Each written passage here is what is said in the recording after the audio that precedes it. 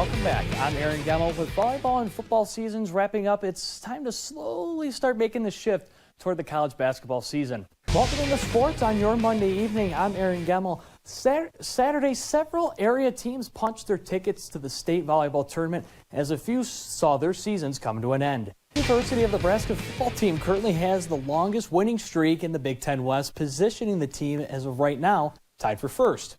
Welcome to sports. I'm Aron Geml. The Huskers women's basketball team came off an ultimate high after knocking off number 2 Iowa and Caitlin Clark a few days ago. Tonight, they had to face off against the new number 2 team in the nation, the Ohio State Buckeyes. I'm Aron Geml, keeping it fresh here on what's going on in the sports world. Now, I'm going to start sports here on your Tuesday night a little different. This is a new segment we like to call Where Are They Now? Huskers Edition. And for this first one, I sat down with former Husker fullback Corey Schlesinger to see what he's doing now since he left the University of Nebraska and the NFL. Take a look. I use my degree now. So my degree was in education. This was something I would do during the off season. I would go back and I would substitute teach. I would take classes. I'd make sure my teacher certificate was up to date, just because one hit and, I'd be teaching. And so when I was done, I actually went to Miami to try to play with the Dolphins my 13th year. And my body was pretty tired by then. After Corey officially retired from the NFL after 13 seasons, 12 of which were with the Detroit Lions, he settled down in the Great Lakes State to put his Husker teaching degree to great use. I coach for Allen Park. I was at an Allen Park fundraiser, and he remembered talking to me, and he calls me up and said, "Hey, there's an opening for what you teach at the high school." So I applied there, and I got the job there, and been doing it now for 15 years, and time flies by, and it's a great job. It's a great opportunity. I teach drafting, CAD, architecture. I have a Photoshop, digital manipulation class, and a home repair class. So every hour's got something different, and it's a really good high school. Iowa Hawkeye phenomenon Caitlin Clark entered the history books yet again this evening as they hosted the Michigan Wolverines. Coming into this game, Clark needed just 8 points to break the NCAA women's all-time scoring mark. And with Clark's college career being historic and flashy, what better way to break it by pulling from the logo and boom, baby, just like that. Clark is now the all-time scoring leader in NCAA Division I women's basketball history. Iowa crushed Michigan on an historic night, 106-89. And Clark put up 49 points and 13 assists in the win. So let's check out the highlights from Columbus. First quarter and first possession of the game for Ohio State. Cody McMahon drives inside and somehow gets the layup to fall. Huskers on the very next possession. Alexis Markowski shot no good. It kicks it out to Natalie Potts, and the freshman drains the triple from the top of the key to give Nebraska an early lead. However, that lead will not last long. In fact, Huskers down 20 in the second quarter. Taylor Theory for the Buckeyes saves the rock, goes behind the back, and scores.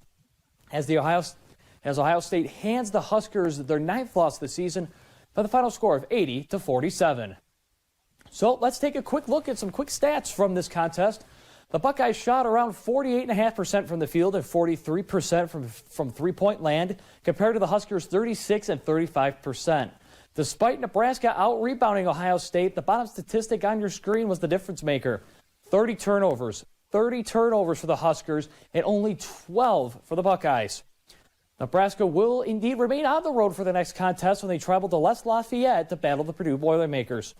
Nebraska and Purdue met once already this season back in Lincoln on New Year's Eve, and the Huskers defended their home court by winning 68-54.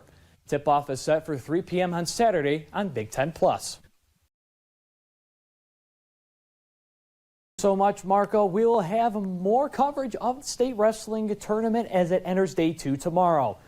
From the mat to the hardwood now, as many teams are competing for those sub-district championships. So let's check out some of the highlights from a few of those games, starting with Ogallala taking on Gothenburg. First quarter with the Swedes with the rock. Clara Everett goes up with 2 Indian defenders. Her shot gets blocked, but the senior stays with it and cashes it in from the paint. Ogallala with it now. Madeline Caskey gets the offensive board, kicks it out to Hayden Shaw, and the sophomore bangs home the trifecta from the top of the key.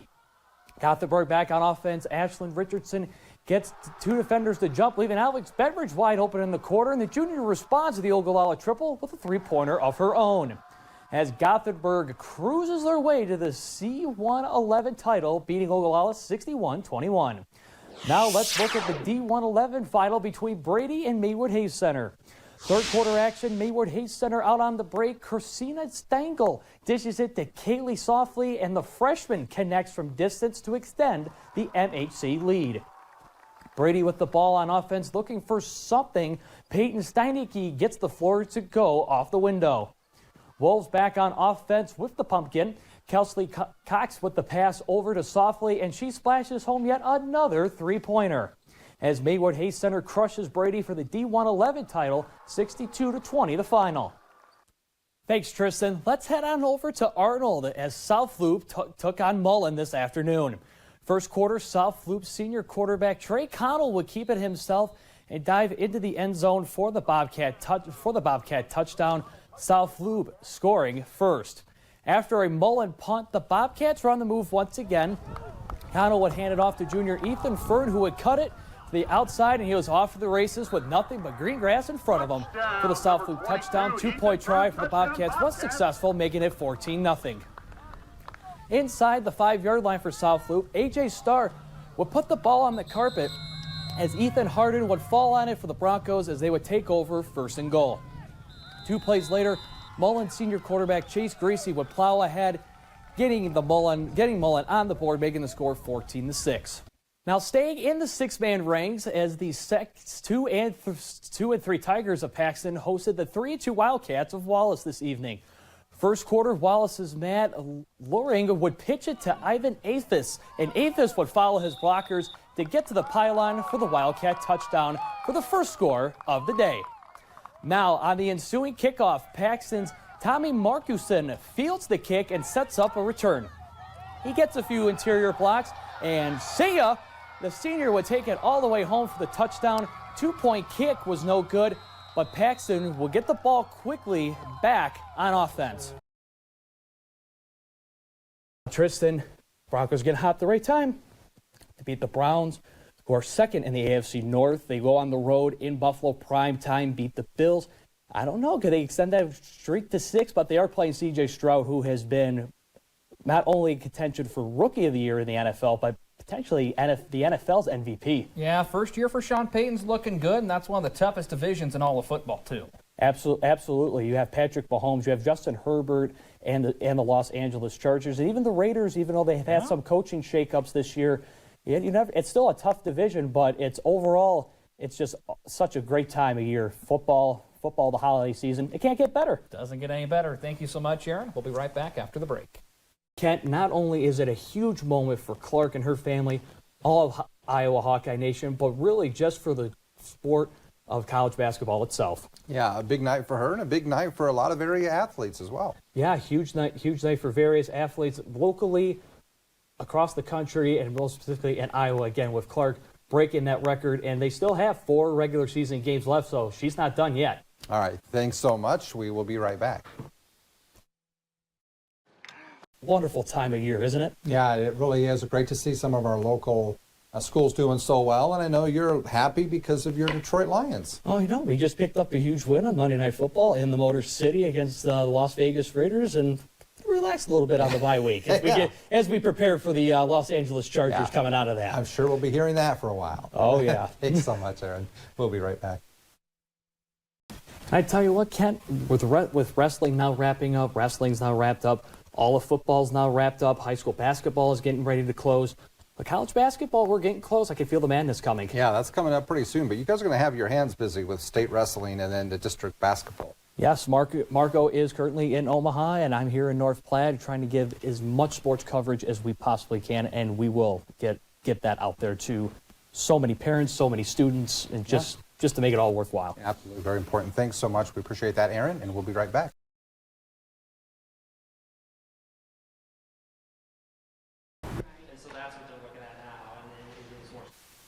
And with it being National Women in Sports Day across the country, local teams are partaking in the celebration. Our own Aron Geml was at North Platte Community College this afternoon for their special basketball team recognition. Aron joins us live in the studio. Aron. Thank you so much, Ashanti. Yes, today it was National Women in Sports Day. That day was on February 7th. The tradition has been going on for the past 34 years. It was first recognized in 1987 by President Ronald Reagan and has caught on ever since. Even though the day was on February 7th, though, the North Platte Community Nights women's basketball team did, in fact, celebrate it today. The team also had an autograph signing and free admission to the basketball game this afternoon. And for their head coach, Jeff Thurman, he cannot be more proud to celebrate this day with his team. Oh, it's paramount, right? To recognize no matter what level of sport it is, no matter what level of girls or women's sports it is, it's extremely important that they're recognized because they just put in just much time as the boys in the men's side. So, again, I'm proud of them and couldn't be more blessed to be around this great group. Coach Thurman also said that for his players, being role models for younger girls playing sports makes his job even more special and more fun.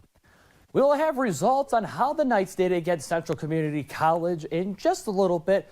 But for now, I'm going to swing it back to Ashanti because, Ashanti, there's some news regarding a very popular Nebraska summer concert series, isn't there? Yes, there is, Aron. Thank you. With high school basketball just days away from tip-off, there are some rules that players, coaches, and fans have to get used to in both boys and girls basketball in classes A and B. One of the biggest rule changes going into this season is a new shot clock. The new shot clock will be set at 35 seconds, which is the same set of time that the NCAA used from 1993 to 2015. The 35-second shot clock was first introduced to girls basketball last year. It will now be introduced in boys basketball this year. And first-year head coach for North Platte High, Jimmy Pack, says the new shot clock is a great step forward. I think it speeds up the game. I think it's good for the game to kind of get the offenses moving a little bit quicker. I know I read an article about a conference down in Kansas who had a game finish 8-6 and was thinking about introducing a shot clock so teams can't just stall. Certainly there's an advantage to not having a shot clock, but I think when the fans come out and they want to see the kids get up and down. So I think it's a positive thing for the game of basketball here in the state of Nebraska. The other new rule that's being introduced this season is eliminating 1-and-1 bonus after 7 common fouls and a double bonus after 10 fouls. The new rule now has a double bonus in effect after 5 fouls that resets every quarter. North Platte girls high school coach Tyson Hammond believes that different strategies will come into play as the season progresses. The idea is that it frees the game up a little bit more. I think there's going to be some teams that probably try to draw a few more fouls because of that, because they can get to the line quicker. But I think there's going to be other teams that maybe won't worry about fouling as much because they would like to put some teams on the line. So I think it's just more of a recognition thing and knowing that once you get to those 5 fouls, it's 2 shots. There's no more 1-and-1, and if you're behind at the end of the game, it's a little bit harder to come back because you don't get that kind of added bonus of if they miss the front end and we get a rebound, we get to go back. 2 shots is always easier than 1.